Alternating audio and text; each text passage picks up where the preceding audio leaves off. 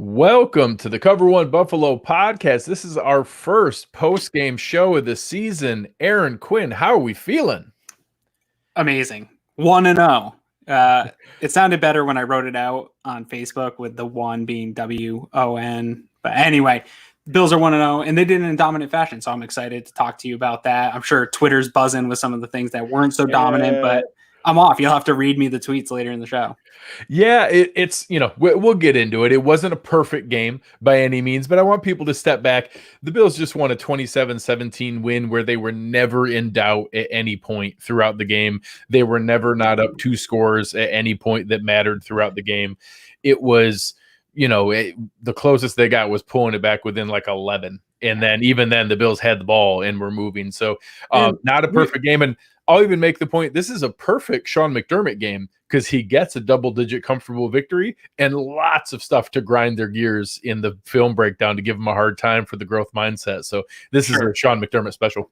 And Ron Beck here, I'll put it up for you. Ron Beck saying should have won 45-10. And we were saying that right before the show offline here, that the score is not indicative of the actual game. If you didn't watch the game and just saw the box score, you'd say, wow, that game got close.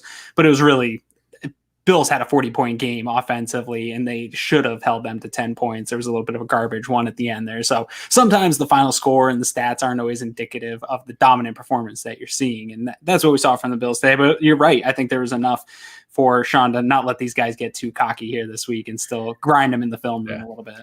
Well, and I got into it with a couple people on Twitter, and I'm already getting comments here about Brian Daboll, and I just want to make sure to reinforce, Brian Daboll did not call the, hey, go fumble the ball play. Brian Daboll did not call the, hey, go miss the field goal.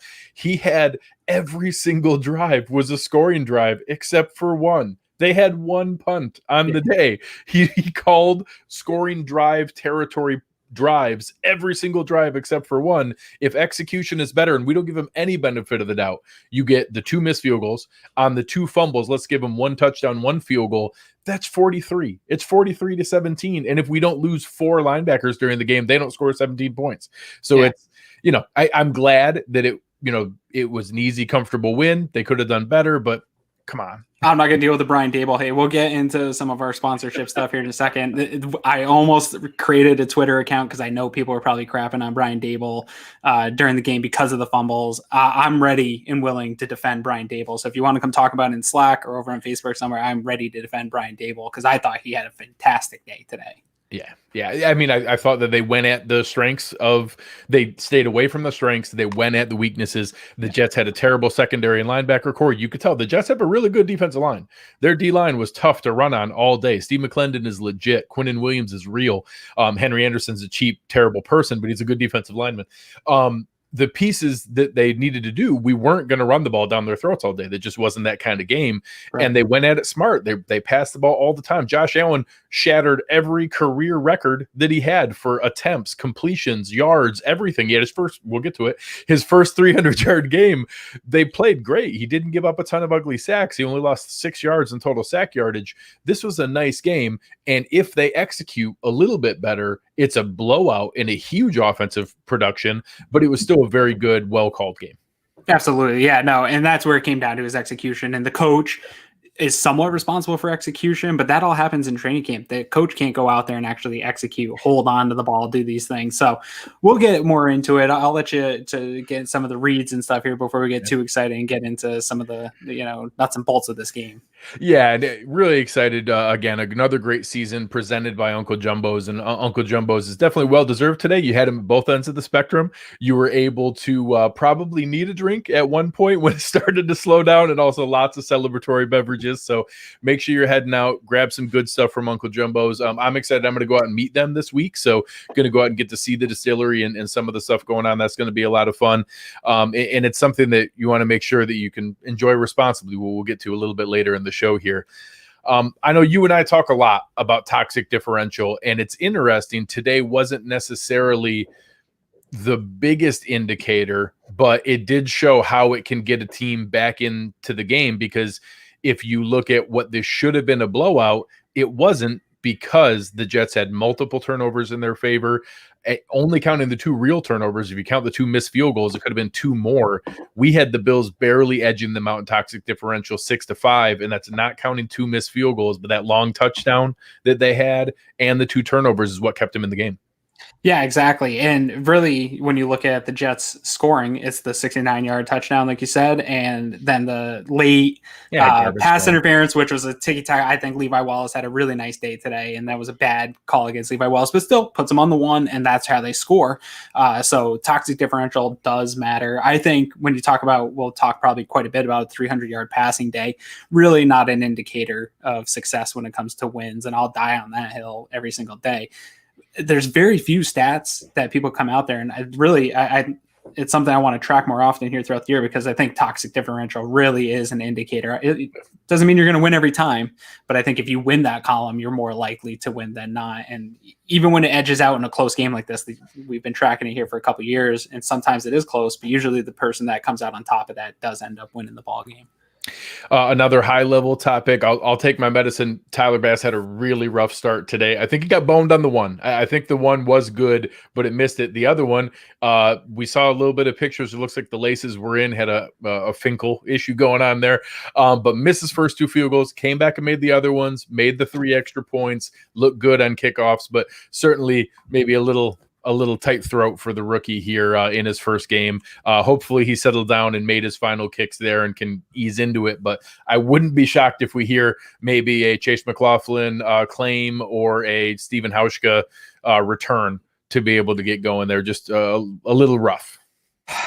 Dude, this was a little bit of my worst nightmare, because I told you this is not what the conversations that I wanted to have all season long. And here we are, week 1, and it is something we have to talk about. I agree that first one probably was good, but the fact that it was even that close on a 38-yard field goal, these are the things that the consistencies what in the kicking and punting game we need to see. Your boy Borges was pretty consistent today, but one punt is easy to be consistent. 53 yards, great hang time, no return. It's perfect. He's the number 1 punter in the NFL right now. This is that's the kind of punting days he needs for that consistency we want. But yeah, I just want consistency from the kicker. He has the big leg. He almost needs to calm it down a little bit, like Josh Allen needs to calm down the arm sometimes. But I don't want to keep going week in to week out. So I hope this gets corrected here throughout the week, because I don't want to have another conversation with you about inconsistent kicking.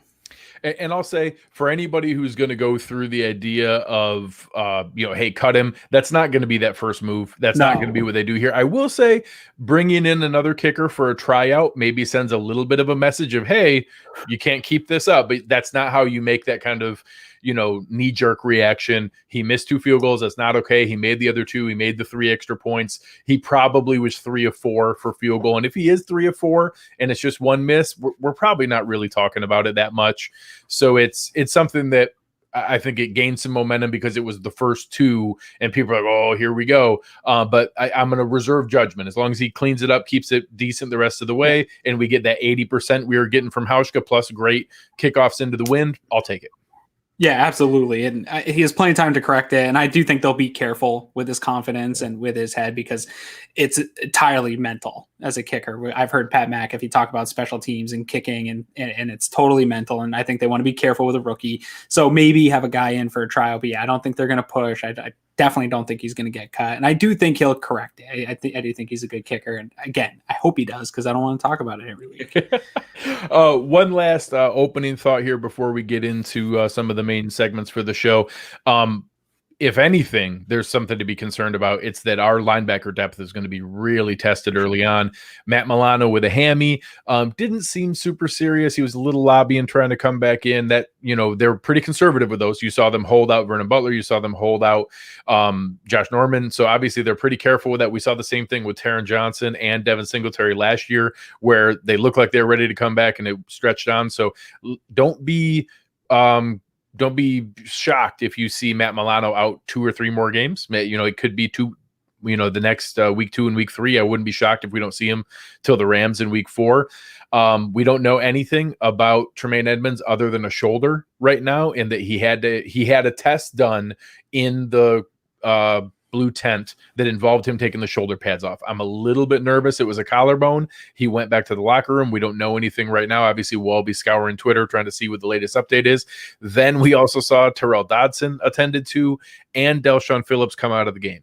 So I don't think that we probably give up that late score if we have the starting defense in there. That's rough when you're getting to your fifth and sixth linebackers and people like that.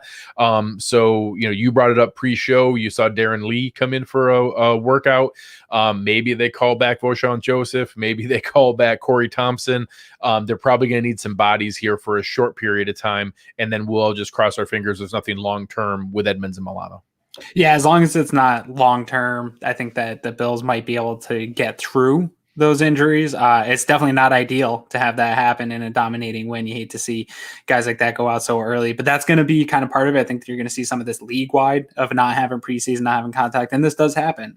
Teams are going to have guys go out. So I think of any of the Bills teams I've seen and throughout the years, the continuity, we keep talking about the leadership that they have and bringing guys back.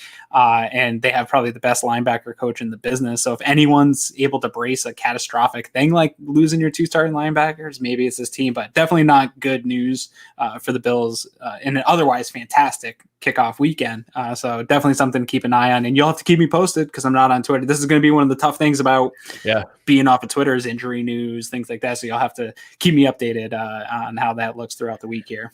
Absolutely. We'll jump right into our first sponsor segment of the show. So Uncle Jumbo's responsible play of the game. And this one, I think, is going to be a little unpopular, but it's something that I always see just with the math of the game of how it works. I actually went with the late game field goal. I know that they had a fourth down at the 1 yard line, and it's a lot more fun to go for it in those situations. But when you have a chance to go up 3 scores, at that point you're up 14, and a field goal puts you up 3 scores and really just ends the game. And I know it's more fun to go for it on fourth down, but that's actually the more responsible play. And you saw that, McDermott was obviously leaning into the game theory analytics part of that. We went for it on fourth down multiple times. He's going and taking heavily into account what has the greatest potential impact on your win percentage and your likelihood to win. And just like he went for it when we were up 14-0 with a 4th and 4 inside their territory, that was the smart play because you had a higher likelihood in there and increasing your odds to win. And kicking the field goal down there, even though it's at the 1-2 yard line, and it sounds like it's more fun to have Josh try to dive over the pile, going for it to put it up 17 points is the responsible play of the game. So just like when you're enjoying Uncle Jumbo's, you got to make responsible decisions. That was actually the smarter decision, even though it might not have been as fun. Yeah, and these segments are going to sound kind of lame, I think, today, because I think we'll probably agree across the board on a lot of this, because during a blowout game, there isn't a lot of opportunities for strategic errors really to come into play. So you have very few of these. Are they going to go for it or not? And it is the right play to make. I do want to see Josh Allen because I don't think he can be stopped. We finally have a quarterback. For years, you had Tyrod Taylor, and they never seemed to give him a quarterback sneak. And he's not a big guy. And just for years, you would see Tom Brady always picking up QB sneaks in the on the goal line or for fourth and 1. And now we have the guy that I feel confident can always, if it's 4th and 1 or 4th and goal, he can get it every time. So part of me wants to see that the fan, but the smart thing to do is what Sean McDermott did and take that 3-point or that 3-score lead and win the football game. So now we're finally into the fun topic for today. And it's one of those things that has been out there that you and I have talked about for a while, that it was just a statistical milestone. It doesn't really matter. I can't lie. I'm really happy that Josh Allen opened the season with a 300-yard game to get it off his back. Before we dive in, just to let you guys know, Josh went 33 of 46, both career highs in completions and attempts, 71% plus completion percentage for 312 yards, 2 touchdowns, and no interceptions. He added another 57 yards rushing and a touchdown with 14 carries, which we might get to that in a minute. Maybe that was a little higher than it should have been. But 33 of 46 for 312 and 2 touchdowns. It's tough to find a lot of flaws in that, Aaron. Yeah, no, he had a great day. This was a for him to have a day like that. This Jets secondary, not very good. The Bills totally outmatched them across the board, wide receiver wise. So definitely a great day, great setup for it. But I'm just happy they got it out of the way early because I don't want to hear it all over the radio every single day. I don't want to. I'm not on Twitter, but I guarantee you that was probably all over Twitter this morning about these style points and meeting certain criteria. I ran through the numbers last year. It's a coin toss when your quarterback throws for a 300-yard game, whether or not your team wins. It's not a statistical indicator of winning football games. So I'm glad they did it. I'm glad that narrative can now get laid to rest. He still needs to hit some more of the 20 air yard ones. I'm sure that will still come up over the next couple of weeks. If he doesn't hit a gigantic long ball touchdown, we'll start hearing that one again. Will come out of nowhere. But it's good to at least one of these Josh Allen narratives has gone to bed. There's another one that we'll probably hear this week with that John Brown miss. We'll probably see that. You'll probably see that a lot on Twitter. And that makes there were already Bills haters out there. Michael Kiss already has it out there. It's already out there. Literally thankful. The one play. I wonder how the Eagles did today. So ask Michael about that. See, I got to get back on Twitter, man. They just come to me so good. I'm really happy for Josh. I'm happy for Brian Daboll. Get that one out of the way and let's move forward and not have to talk about it every week. So on the downside for Josh today, the 2 fumbles are just unacceptable, and I get it. Some people, I don't think that's on Brian Daboll, but I'll say 14 carries is more than I'd like to see. I don't think that's there, and maybe 3 or 4 of those were scrambles. I would say that was 8 or 9 or 10 called runs. 10 called runs is more than I think is necessary. And I get it if you're playing a really stout run defense that you're trying to catch on play action. A couple of them were really good where he walked in for a touchdown on that beautiful play action bootleg. Some of those were really nice, but the one fumble was on the 3rd straight run. Is that a little something that he got a little tired or worked up? The other one, he gets upended and it lands on his head and initially grabbed at his knee. I get it that a huge part of his value is his rushing ability. You cannot take that away. I think you can get him out there on bootlegs and out there on waggles and let him throw the ball from there, but threaten the defense with it and run the ball 4 to 5 times a game. 10 was a little more than I was hoping for. I'm going to get a little into semantics. I like the range 5 to 7 is kind of the range I would like to see on average for the year. But if you're going to have that average, you're going to have some games like this where I think the matchup did play well to him doing that. And Brian Daboll had success outside of the fumbles. That was moving the chains. That was keeping the Bills moving the chains. And it was making the defense respect that. And you saw that was a threat on a couple of the pass plays where he did roll out and the defense came up, opening up wide receivers. So that threat does play to some of the strategy that allows Josh to be dynamic.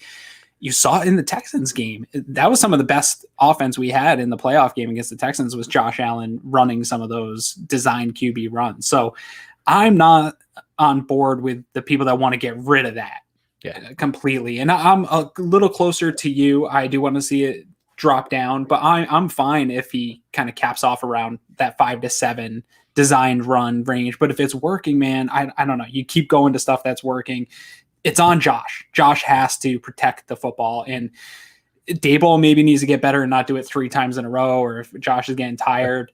As far as protecting the quarterback, I do get that too. You don't want to see Josh take hits. I'm of the mindset injuries happen in football and that you can't, you definitely want to protect the quarterback, but he's going to take hits. He takes hits in the pocket. He takes hits places. A lot of QB injuries happen in the pocket, blindside injuries and stuff like that. So I don't want to be overprotective with him either and eliminate what makes him a really fantastic prospect. He's a super athletic guy. One of the scrambles, which wasn't a design run, where he tiptoes the sideline for the first down, man, it doesn't always look like the most athletic thing in the world, but it's incredibly athletic. How quick he moves at his size is what's special. And it's what makes him special. And so I do want to keep an element of it, maybe dial it back a little bit, but I'm not going to get on Brian Daboll for the performance that he had today. And I thought he used Josh Allen really well, and it kept the Jets off balance. They did not know how to stop it. The fumbles were the only thing that stopped it. And I'll say, I heard a lot of people talking about taking their foot off the gas, getting conservative. And I get it that they scored 21 in the first half and 6 in the second half. And on face value, that looks like it. But I mean, this team called 50 pass plays to 28 rush plays. Yeah. That wasn't dramatically different in the second half. They kept passing the ball. Josh had a stretch where he had a couple passes that came weirdly short. He had a stretch where he had multiple batted down at the line of scrimmage. he a couple back-to-back drives with third down sacks. Yes, yeah, where we gave up some pressure, and then a couple misses. That Cole Beasley long play that was 29 yards probably should have been a walk-in touchdown, and he had the John Brown miss in the end zone where it was a gimme touchdown. So definitely, it's kind of fun that Josh Allen had his best career passing game, and we can pick out a good handful of things he still needs to improve.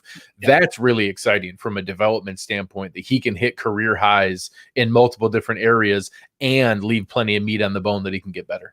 Oh, he definitely left some stuff out on the field today, and he'll be the first one to. I'm sure in the post game, he'll be the first one to talk about that, because there's that Beasley one is going to haunt him. That's one of those ones as an athlete, if you've played in sports, where you have nightmares about that the rest of the week because you had that in your hands.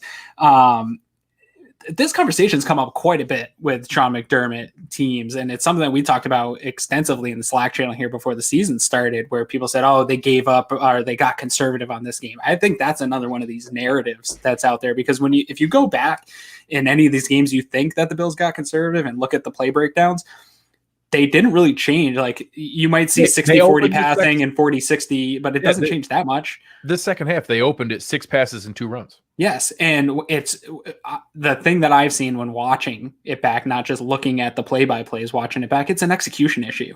And we've seen them come out to start games and not execute well. And what I saw in the start of the second half was just the execution issue coming out of the half, not executing well. And I don't think anybody took their foot off of anything. I think that they kept to a game plan that they wanted. You saw less of the design runs of Josh Allen. I don't think that was them taking their foot off anything. That was Sean McDermott telling them, look, we can't give it to him anymore doing this. He's got to keep his hands on the ball. But no, I think that that's a narrative that I haven't found any truth to anywhere, either in the stats or in the film. So I don't know where, I think people need to just watch the execution side of that when they see, if they think the Bills are taking the foot off the gas, look at really what's happening. It's drop passes, missed passes, and giving up sacks. Yeah, and I think Tommy makes a good point here. His mechanics got away from him a little bit at times, and that was a huge topic for us. Was that, hey, he drilled it so much, he was able to go in and put together so much work with Jordan Palmer in the offseason. And I think that it, obviously, I think he started 7 of 7 and ended up again 71% completion percentage. It was a really nice game. Great game. But you can tell that there are times when he gets a little frantic. He had a couple of those plays while scrambling where if he stops and sets his feet, he probably has either another one early in the game where he probably could have set Beasley up a little bit better, had another one earlier in the game where John Brown might have been able to score if he sets his feet, that we end up going through there. Now that early one, they still scored anyway, so it ended up all right, but on the bootleg.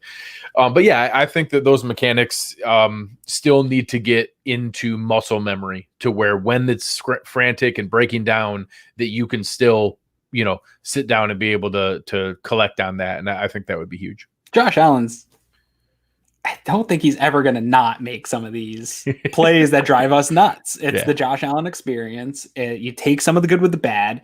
I don't think he'll ever be a perfect guy that makes the perfect. He's not going to be a Tom Brady. He's going to wow you with some athleticism. He's going to wow you with his arms at times. And what comes with that is some of the opposite of wow plays, the plays that you just shake in your head. It's going to happen. I think he eliminated a lot of it. What I didn't see a lot was when he was getting pressure. We didn't see him turning his back and running the other way or trying to force plays in that sense. He forced one in the red zone that I thought probably could have turned into a pick. So exactly. Pat is saying it. We didn't see a lot of the hero ball stuff. We also saw some of the improvements. We saw a nice touch, that pass to Diggs, that 22-yard pass to Diggs, had nice touch on it, put it out perfectly for Diggs. We saw him check down a few times to start the game, to just take the check down, take what the defense gives him. So those things are improvements. And if that continues to build throughout the season, I think you'll see closer to other 300-yard games and continued improvement from Josh. And really, at the end of the day, that's what we all talked about preseason here, is if he makes just a little bit of improvement and this defense stays as good as they are and Stephon Diggs is as good as advertised, which he definitely is, this team can be a 12-win team. So they showed all the things that we needed to see from them today to indicate that excitement is a real thing. So, and for anyone who isn't noticing, check out Aaron and I really enjoying our new mugs from Playbook Products. They're killer. We both got ones from the 90s AFC Championship runs. They're really nice. So check out the link that we have for those. And they have the play on the back of them, which is pretty cool too. It's very cover one to have the play written out. When they talked to us, I was like, man, this is like a perfect fit. Oh, we appreciate it, guys. Absolutely. Corin, you're very kind, man. That's awesome, and really appreciate you guys. Thank you, man. Being able to go in to this kind of game brings us to our next segment. And that's really taking a look at, the West Her Automotive Group, really appreciative of theirs. And the West Her drive of the game is something that we're going to talk about throughout the season in these post-game shows. And, for today's game, this was probably the high point of the game. You're looking right at the beginning of the second quarter. The Bills get the ball to start it out. They're at their own 32. The Bills go on a 14-play, 68-yard touchdown drive to go up 21-0. It was 11 passes and 3 runs. It was 6 different offensive players touching the ball, multiple to John Brown, multiple to Stephon Diggs. It ends with the 17-yard touchdown pass to John Brown, where he basically walked in because they called it perfectly on a well-timed kind of blitz option route to get it over to Brown in the middle, and it was just wide open, emptied from where the safety blitzed right from.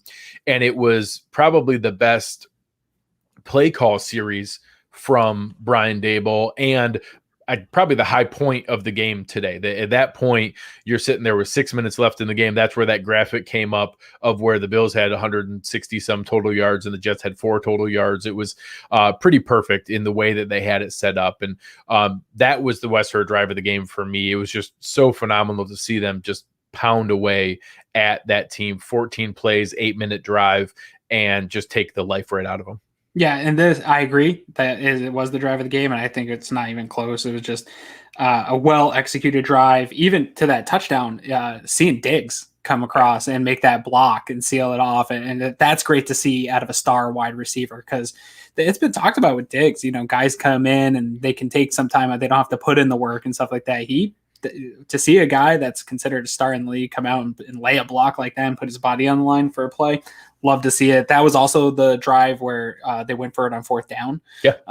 Which again, I know 14-0. Yeah, and that's something that Sean McDermott was criticized for in his first year, that, being overly conservative with that. And like you alluded to earlier in the show, taking in some of the analytics that is out there for this team and out there in the league, and using that and saying, hey, this is the time to do that and to make that call. And it was also at that point in the game, another dominant statistic. They were up 15-1 in first downs at that point. So they were just moving the ball on this team. So that's dominating performance. And it was an indicator that this team might be a little bit different than these Buffalo Bills offenses we've seen in the past. Because I'm not going to lie, you kind of think, all right, the Bills are going to kind of stall out, maybe end up this drive with a field goal, but they didn't. They put it away, and that was just enough to put it out of reach, even with some of the mistakes that came later on. Yeah.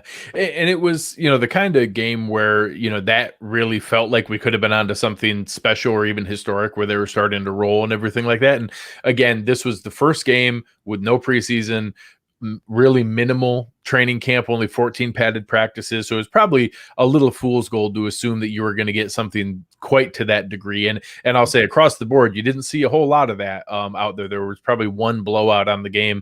Looks like the Ravens took it to the Browns pretty good. Otherwise, the Bills had the next largest point differential. So it was something where they took care of a team that obviously I don't expect a lot from the Jets this year, but we'll see where that goes. And they got the W when it mattered. So stepping back, let's take a look at a couple of the other things from a box score standpoint.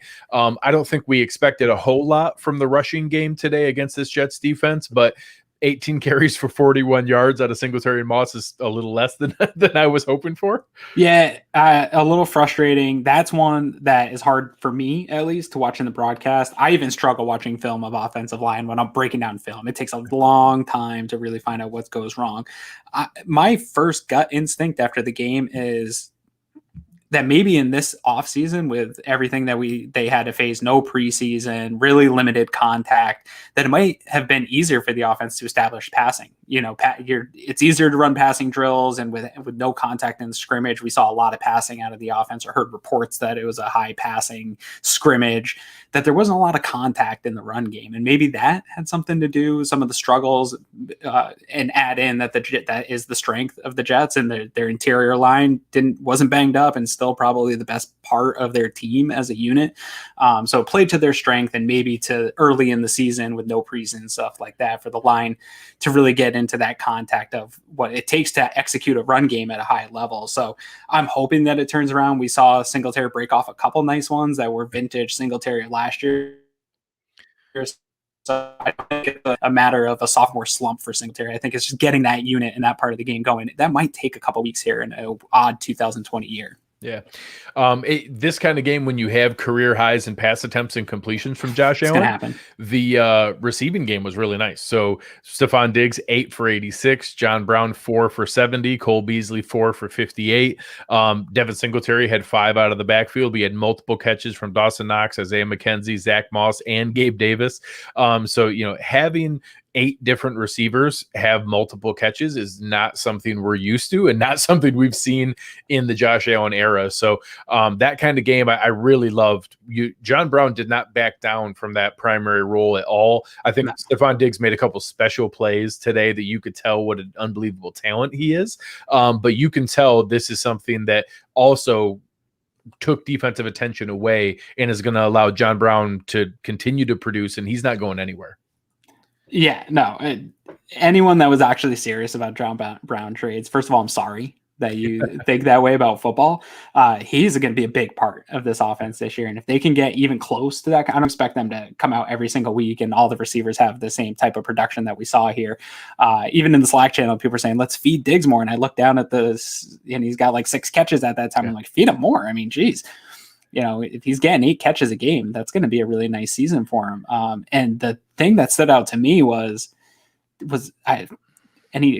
Beasley had that one screen that he dropped, but was there any really drops in the game, or any, maybe a couple that we saw, but nothing compared to what we saw last year? That was the only one that was an obvious one. Yeah, I'm sure something will come out on PFF later in the week that there were drops, but really consistent. And some of the catches Stephon Diggs made, he didn't make any crazy wow touchdown plays, but some of those catches where he was sliding in, catching the ball, that's just stuff we haven't seen here in Buffalo with a quarterback in a long time. So very exciting. Like Liam said, and I put it up there, Stephon Diggs as advertised, and I cannot wait to see what type of highlights they put together this year, because that was a nice way to roll him out this year and get him some touches. And then, like you said, John Brown not backing down from the production that he had a year ago. And if the two of them can produce like that, man, that's going to be long days for defenses. There's also, Pat makes a good point here. You're going to have a pretty big shift. The Dolphins have a pretty good passing defense, but today the Patriots ran pretty well on them. And we're going to find out next week how much of it was the Bills' offensive line still needing to gel and still needing to come together. How much of it was that the Jets just have a really good defensive line.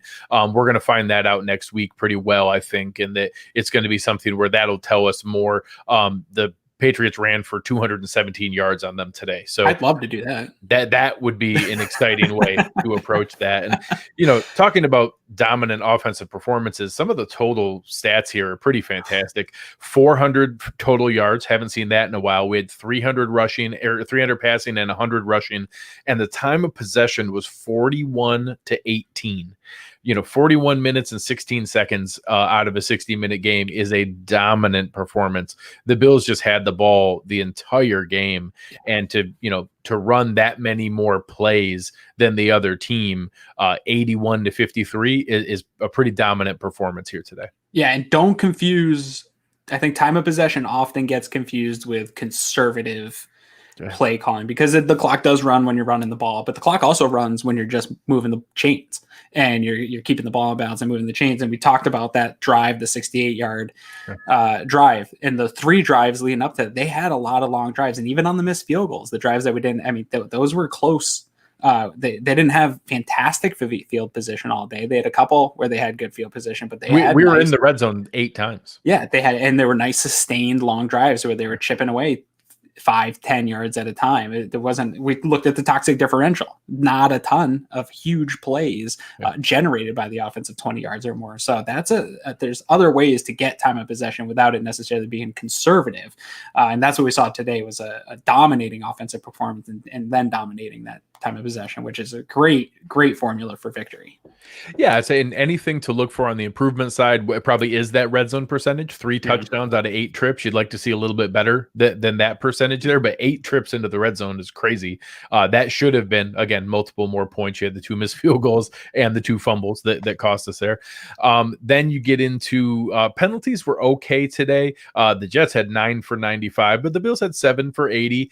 There weren't a lot of really painful ones. Like you said, the Levi Wallace one that led to the score in the end zone was pretty ticky-tack. Yeah. There were a couple, if face masks are going to happen, those are not things that you can really avoid all that much. There weren't a ton of pre-snap penalties. Most of them were in the game. One that I can think of. Yeah, so it's not. Yeah, I think there was a false start on Cody Ford. Ford, yeah. So 1 pre-snap penalty, not anything too egregious, but 7 is more than what you'd like to see. So when we're nitpicking stuff like that, and that hey, we should have converted more of the 8 red zone trips, or that I don't think we had anything, or the only really impactful penalty was on a kind of ticky-tack poor call in the end zone. You could tell that we're really stretching for things to hold them accountable for. And I'm sure. Once we get the all 22 and Eric has a chance to break down the film, there's going to be stuff for sure that this team needs to work on. But from this first glance, yeah, I mean, you're going to have to look pretty hard for some of the stuff. And I agree with you. It's in the red zone. You want to convert more. I'm a fan of just getting whatever points we can. And I know people hate that, to take the 3 points. So if Bass, your boy Bass, doesn't miss those kicks, I'm a little bit less upset about the way they performed in the red zone today and just getting some points on the board. But I think all the things that happened in the red zone were self-inflicted and easier to fix than maybe the other team just was better than us. So as tough as that is to swallow sometimes, self-inflicted ones, those are things that you can fix. And it's not that you're getting outplayed in the red zone. Is you made mistakes. And I think they're all fixable mistakes. And I do expect that to improve as the year goes on, because the plays were there to be made. They left it on the field and they could have put 40 on the board. And it's that's the worst thing you missed on Twitter, was that there was a complete narrative going on, one of them by a friend of ours, who was driving this bus that the Bills had to blow them out and had to put up 40 points, or else it was a failure, to the point where someone said that they would rather have a high scoring loss than a low scoring win. And that's asinine. To say that there's any scenario where you would rather have a loss, regardless of points scored or offensive production, than a win is crazy. So you missed that, and I'm happy for you that you didn't have to watch people try to explain why a high-scoring loss was better than a low-scoring win. People took his side on that? Yeah, he wasn't completely alone. Oh man, he's a friend of mine, and I was texting with him while he was saying it today on the airwaves. And I told him he needs to drink some more coffee and relax a little bit, because that's nonsense. I love him. He's just trying to stir you guys up. Yeah. That's crazy talk. I'll always take the win. I don't care if they're ugly. Style points is ridiculous. It only benefits the fans. Yeah. At the end of the year, you don't get extra points at the end of the year for style points. Like, oh, well, they blew out the Jets. They scored 40. We're going to give them an extra half win and they get home field advantage. That's not the way this works. A win is a win. Yes, do I want my team to blow the other team out every week? Yeah, absolutely. Do I want them to look like the Kansas City Chiefs, the reigning Super Bowl champions? Oh, yeah, of course. It's not going to be like that, and that's okay. They came away with a decisive win. I don't care where the points were there. They have some stuff to clean up. They can get it. Yeah, that stuff's crazy. The other thing I think I probably missed on Twitter, that I'd heard rumblings was happening on Twitter, was people being mad that AJ Epinesa was a healthy scratch, which I just assumed, like, this first month of football he might not get, because the defensive line's so deep and Daryl Johnson's such a part of the special teams units that he might not see the field for a month, and that's okay. I'm not mad about that. Yeah, that's a luxury, not a problem. That is not a problem. That really good teams don't need their top draft picks to produce. N'Keal Harry was a healthy scratch for the Patriots multiple games last year. He was a first-round pick and not even a second-round pick like Epinesa. Yeah, it happens. Young guys develop. And, hey, guess what? While Epinesa was inactive, Trent Murphy had a badass game and collapsed the pocket multiple times with a sack and like 3 or 4 flash plays. He did just fine. Yeah, the defensive line was fine with Epinesa. And to compare it to other rookies at different positions, not understanding the depth of those positions. I don't know. It's crazy to me. He'll be fine. I'm not worried about his development. Take his time. We've got good guys that are vets there. I have zero concerns about that. Yeah. Look to you guys. I didn't count any like one-on-one defeat sacks, and there were 3 sacks on the game that were given up. All 3 of them were either Josh scrambling or coverage sacks after a while. And I joked early on, there were multiple plays where he had 7+ seconds in the pocket, just sitting there hanging out. The run game didn't get going too much, which I would like to see them do more, but I'll reserve judgment for next week to see if we can take advantage of the Dolphins like the Patriots did running the ball. But I thought they looked fine. I didn't see any problems. I didn't see any major issues. I thought they looked fine. Anything? May came through. Okay. A couple of times, Danny on blitzes, which that's hard. That might be on. I'll have to talk to Greg Eric Williams. That might really be on Josh. Yeah. Yeah, for sure. And he's going to catch it sometimes, and that's just going to happen. That might be on Josh, too, not reading it pre-snap and communicating it to the line. I don't know where the communication breakdown there is, but he did come through clean a couple times, so I can't put that on the line broadcast view. Yeah. For linebacker depth, we touched on it a little bit earlier in the show, but there's definitely going to be some questions coming up here. Aaron pointed out that we had Darren Lee in for a workout. I would assume that we see a callback for either Corey Tompsett or Voshon Joseph. We don't know the severity of any of these injuries, but I'm gonna predict that Matt Milano does not play next week. If it's a bodies hamstring, at practice, at least there'll be bodies brought up for practice this week. So we need to wait and see what happened with D'Alshon Phillips, what happened with Terrell Dodson, and most importantly, what happened with Tremaine Edmonds. So bringing in linebackers for workouts, adding people to the practice squad is an inevitability. We're going to see names come up here, but otherwise we'll have to see where that goes from there. Yeah. I had a couple other good questions here, and one of them was I got to find it, but one of the guys that flashed or had some questions about that Zimmer kid, I thought he looked great. Yeah. For a guy that I expected nothing from, he collapsed the pocket multiple times. And with Vernon Butler out for the game, I was a little nervous that maybe they were going to be able to run the ball on us. I thought Harrison Phillips looked good too, but I expected nothing out of Justin Zimmer, and he flashed 3 different times for me. Yeah, I wasn't even sure, like, when I saw him on the active, I was like, well, that's nice, but not that he'll get a ton going today. But yeah, no, he flashed a few times for me, so good for him, man. And if that's an indication of what type of depth that he can bring, what a luxury for the Bills to have when Vernon Butler's back. The depth of the line was already good before I even knew that kid's name. So if he's also going to play at that level, man, fantastic. I cannot wait to see more from him because he looked pretty good. He looked the part, and you want to see more of that. Yeah. So for anybody who was throwing dirt on the Patriots, and we did caution not to do that, they still have Bill Belichick. Right. They won by double digits today. So at 21-11, it wasn't an amazing game from what I could see, but they ran for 200 yards and won by 10. So the Patriots certainly are not gone by any means. No, yeah, that stuff's crazy. The NFL, I'll believe it when I see it. When good teams aren't good anymore, we'll see at the end of the year. Yeah. And Nick, you're not wrong. I don't think very many people were wildly aware that Justin Zimmer was on this roster, but good for him. So we can figure out where that's going to go. Any final thoughts for today that we want to leave the folks with here before we sign off? Well, we didn't do player of the game. Okay. So that's something I would like to talk about because I think it's Josh Allen, obviously. We're not going to get, I think we'll agree there. It's hard to take away from a career day for the kid, even with the fumbles, which is crazy. Because when I saw those fumbles, career best game with 2 fumbles. Yeah. And when I saw those fumbles, I was like, man, I'm going to have to look elsewhere today. But I think he solidified that. But I think some honorable mentions are in consideration here. I think I might get killed for this. I'm really glad I'm not on Twitter to get killed over this. I think Brian Daboll would be in consideration for a game ball today.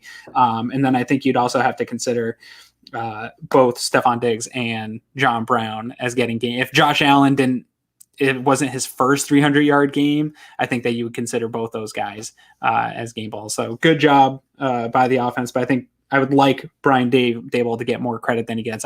Every time we get in the I see 1 or 2 people telling me in the comments that he's got to go. He's no good.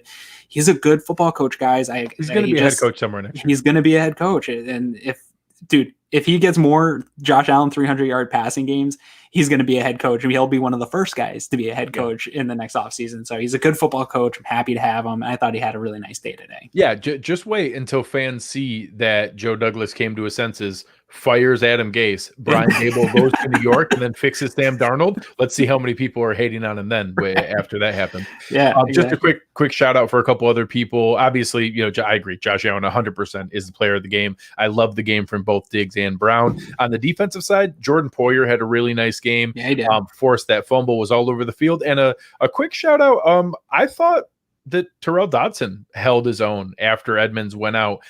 Didn't look terrible, got a sack, was around the field. And what you heard in training camp, that he was, being able to understand where all those different movements going, and his, play dissection skills were up there and getting a lot of attention. I thought he looked all right. I didn't think that was a huge gap, and he was probably holding his own when he went out, is where I was a little bit nervous about the last line of defense. And I think we just went a lot of dime after that with AJ Klein as the only linebacker. I wanted to hear you talk about Trent and Ellen Murphy one more time, because he had a good game, and people are still mad that he's on this team and starting. So I want to also mention that he had a nice game. Yeah. Trent Murphy, Mario Addison, 2 tackles for a loss and a sack. Trent Murphy had a sack. 3 sacks by this defense, a nice performance. So awesome in the chat today, guys. You were fantastic. Big thanks to Uncle Jumbo's, our presenting sponsor, and our first post game show being sponsored by West Her with their drive of the game. Appreciate it. All the good things going on here at Cover One. We appreciate it.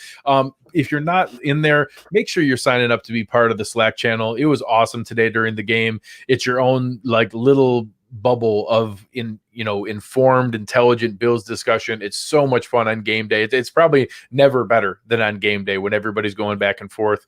It's such a good time, and really encourage you guys to check that out. Find us at cover1.net. Wherever you're listening to this, give us a like, give us a rating, give us a review, subscribe to the game, whatever you can do. Tell other fans, tell other people in your life about the show, and share what we have going on. It's going to be a great season, and we're hoping to be a big part of it. Absolutely. Yeah, no, you're right on the Slack channel, man. I'm actually looking forward to the rest of the night of football, because it's not just Bills games. It's everything football. It's so much fun.